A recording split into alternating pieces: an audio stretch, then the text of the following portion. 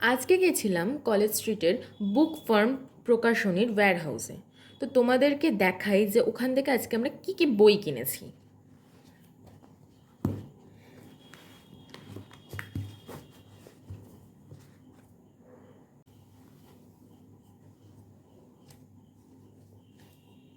এই যে বই, এ কটা বই আমরা কিনেছি আজকে।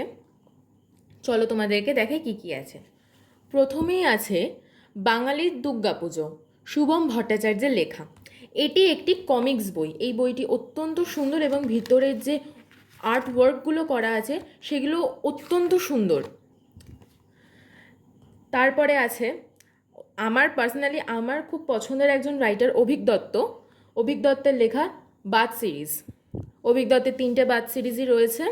বাদ সিরিজ 1, এটা হচ্ছে বাজ ও রাজকন্যা। বাদ সিরিজ 2, আর এটা হচ্ছে দেশান্তরে বাজ।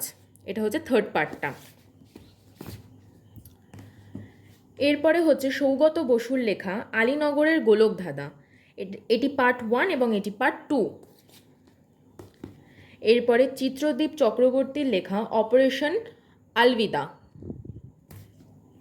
তারপর শাশ্বত ধরের লেখা রক্তপলাশ। এটি নতুন পাবলিশড হয়েছে এই বইটি।